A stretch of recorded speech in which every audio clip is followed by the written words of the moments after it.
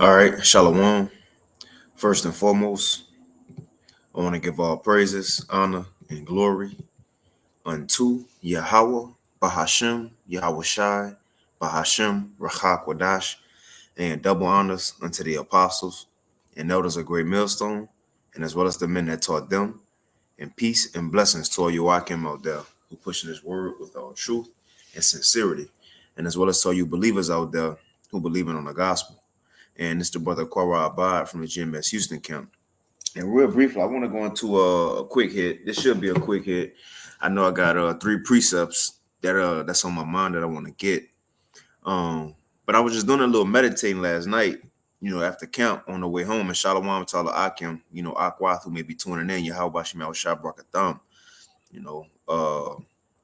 But I was just meditating a little bit last night on the way home from camp. And it just hit me to where we are living in a different time period, a different age, and to where we are truly blessed to be a part of world history as it may be right now, right? We are blessed to be a part. Hey, can a brother put in the chat, Yahweh Shai said, many kings and righteous men have desired to see those things that you see and have not seen them. But we living in a time period, an age, to where we are witnessing a transfer of kingdoms. You see? Again, we're in a time period that we're witnessing a transfer of kingdoms. Now, what I mean by that, giving an example, when you go back to the Babylonian Empire, let's use that for an example, the Babylonian Empire. You had Israelites in that captivity. Now think about it.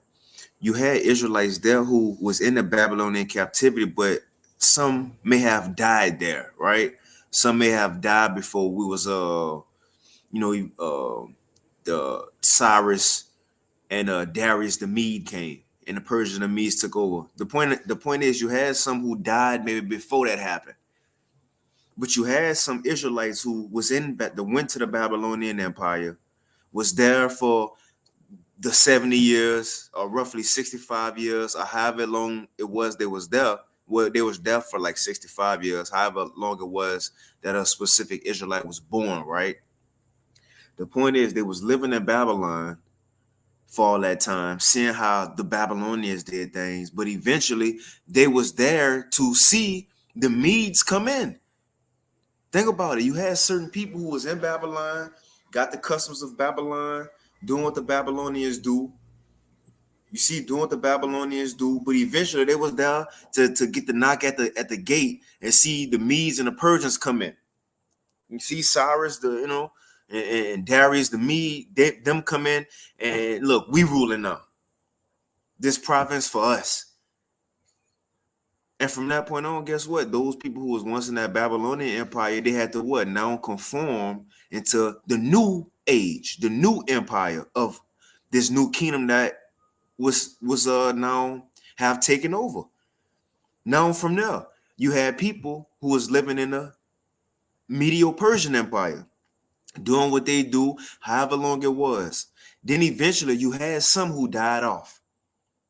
But then over time, you had some who was living in this Medo-Persian Empire, but then they was alive to see Alexander the Great come and the Greeks come and tash it up.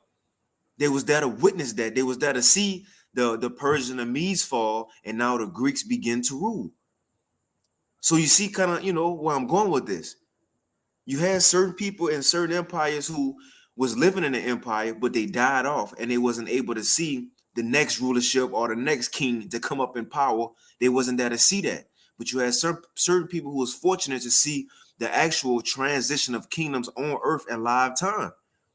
Again, going back to Babylon, you had certain Israelites in Babylon.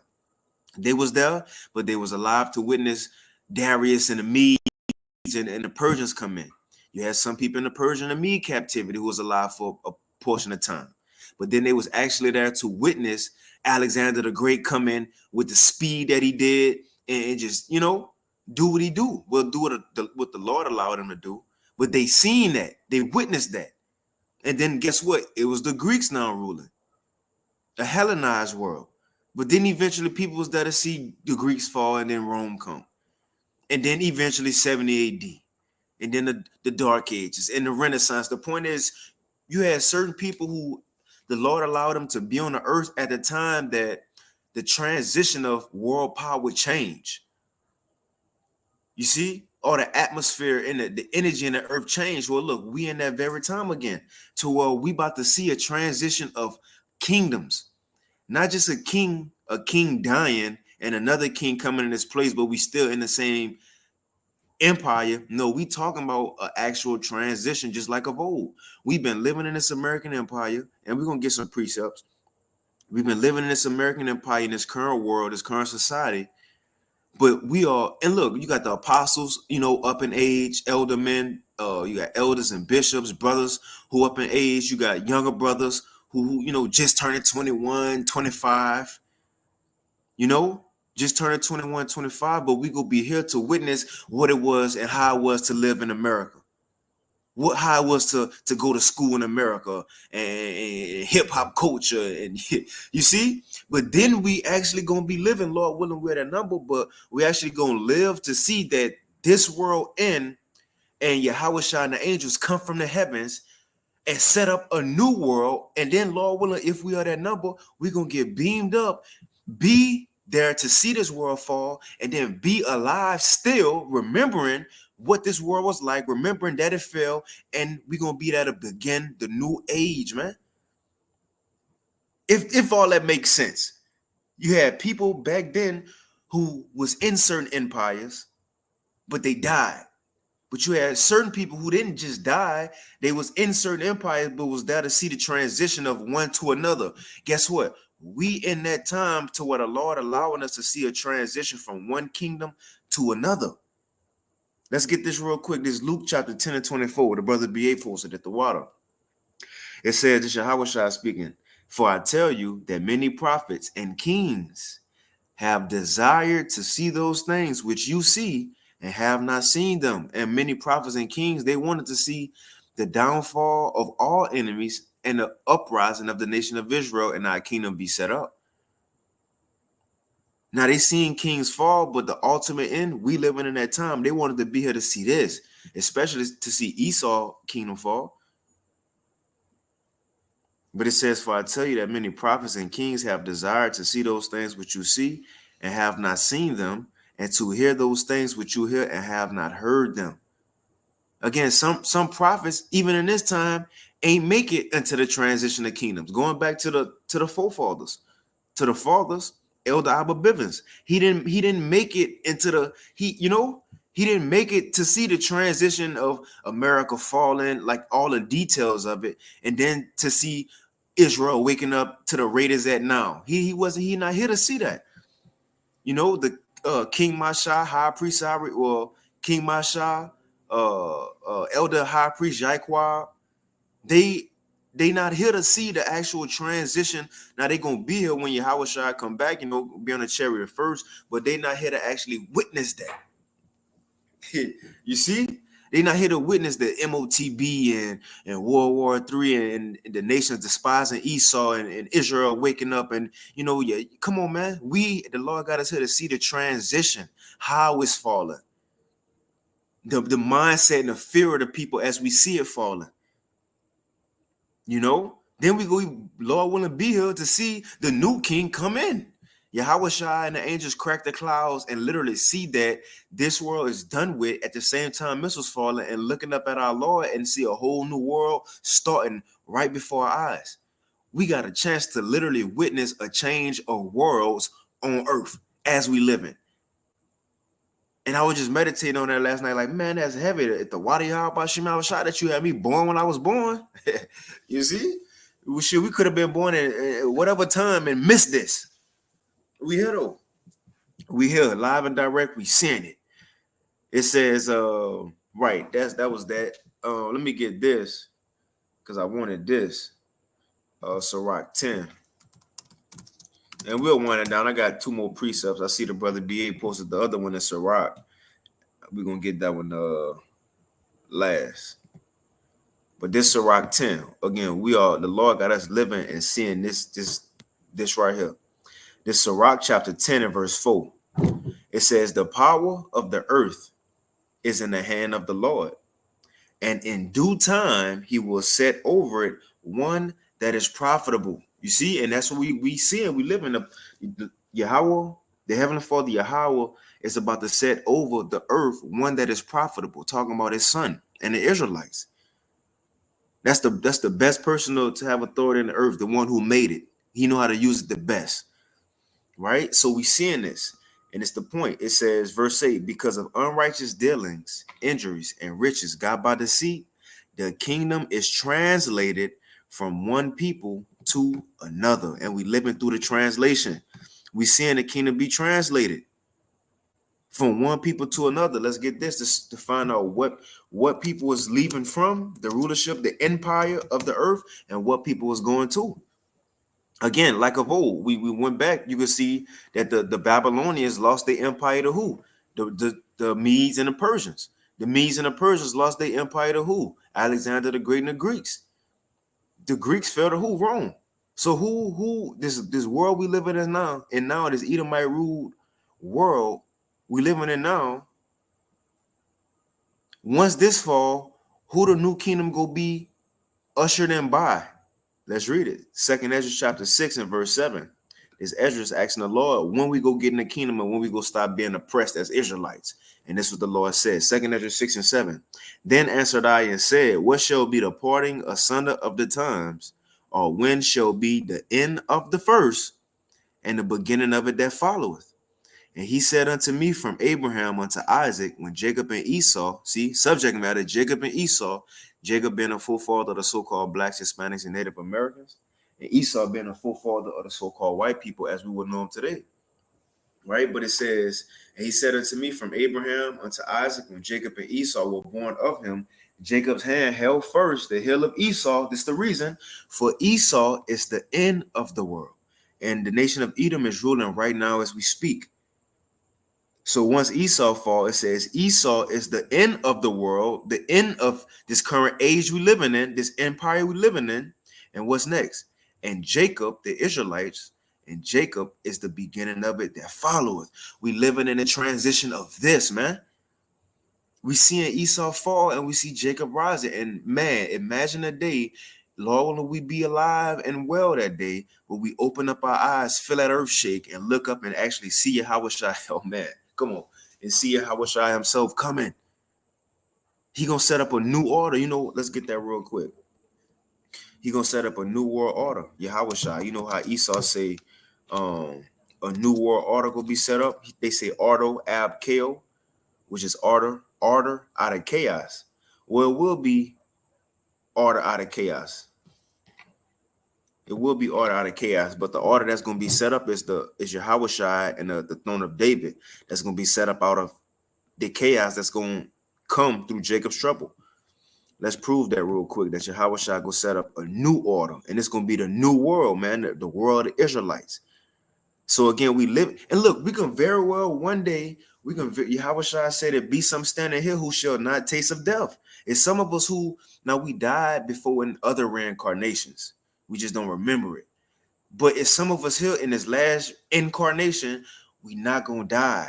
We just gonna get beamed up, standing on the, think about that, standing on the concrete of America, again, knowing everything, how this world was, how we grew up, you know, the American lifestyle and the you know, the different eras, you know, and everything, your favorite elementary teacher, and knowing all what we know, NFL, NBA.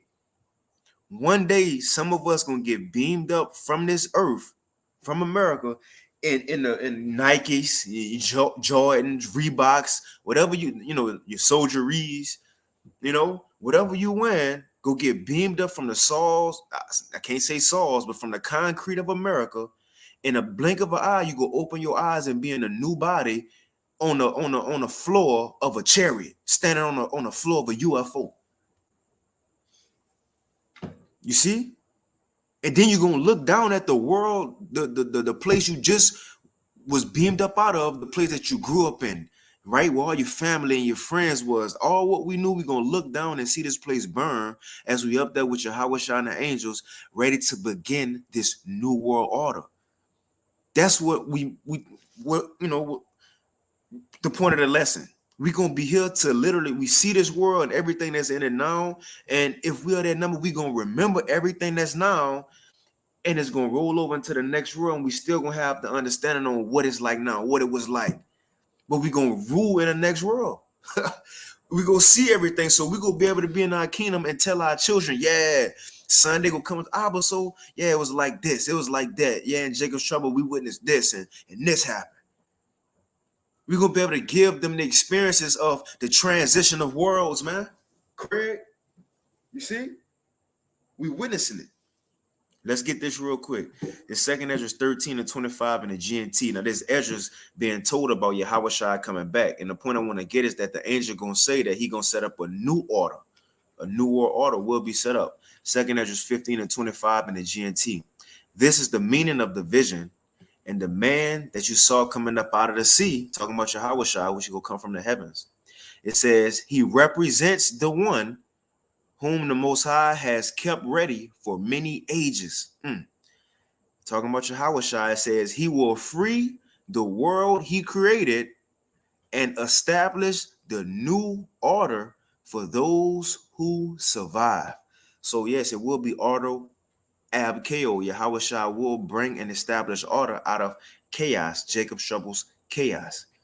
You see, but just showing that's going to be the new world, the new order that's going to be set up, which you go to Isaiah 9, verse 6 and 7. After it says the fire, World War III, or the next world war by fire in Isaiah 9 and 5, verse 6 and 7 says Yahweh Shai go set up or establish the order of the throne of David. So we literally gonna see a transitions of societies, man. You know what else I want to get? Let's end it on BA precept, and we can end it on that. Let's get this one. The brother Barry Hawashah Shalom Mark. Ecclesiastes 7 and 8. It says, "Better is the end of a thing than the beginning thereof." And man, we seeing both. We seeing both. We seeing the we seeing Genesis. We seeing the like so like Deacon Haka, we seeing therein our beginning. we seeing therein our beginning, man.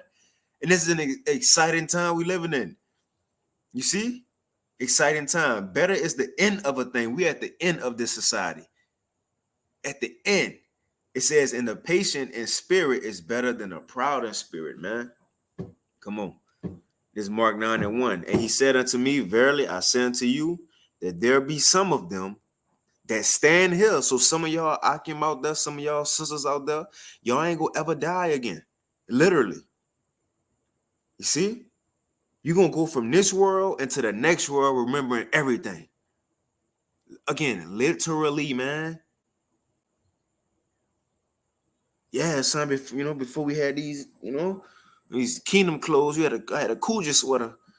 You go remember everything.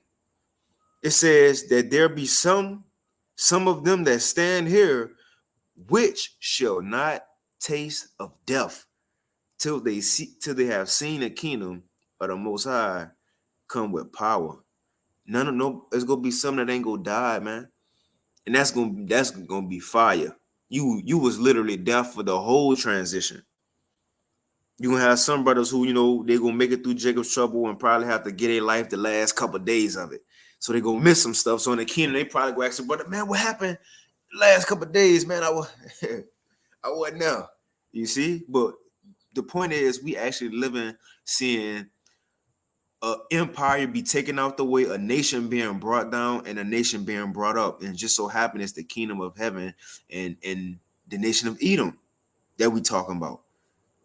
How you doing? The kingdom of heaven, little girl passing, going to school. The kingdom of heaven and the nation of Edom. We living and seeing this transition, man. Again, going back to the point, when you go in the Bible, just using Daniel statue, the statue in Daniel, or the dream he had of the beast. That was kingdoms. People lived through the Babylonian Empire, and certain people was old enough that when the Medes and the Persians came in, then now they was into that system. So they was once in the Babylonian Empire for some years. Now they was in this new Persian and Mede kingdom. Then you had people who was living in the Persian and Mede kingdom, some who was probably still living in the Babylonian Empire, but then eventually they was living to see Alexander the Great come and take shit down. So they had to be there for the Hellenization period. Then Rome. That's the point. We live in a change of world, man. What a beautiful time we in. Let's end it off on this. This is Sirach chapter 25 and verse 7. There be 9 things which I have judged in my heart to be happy, and the 10th I will utter with my tongue. A man that have joy of his children, and he that liveth to see the fall of his enemy. According to the scriptures, that's something that make a man happy, that put a smile on a man's face. A man who lived to witness, to see the fall of his enemy. And again, it's not just that we witnessing to see the fall of our enemy. It coincides with us witnessing to see the coming of our Lord. So we getting the best of both worlds. It ain't just like we seeing Esau fall, but Moab next, and we just gonna be taken from Esau world and be taken on a ship to China. And now we got to do it all over again, you know? And now it's going to be us working in the factories making Nikes and Jordans. No. We talking about, we living to see the fall of our enemy and our kingdom be established right after that. That's the point we in now.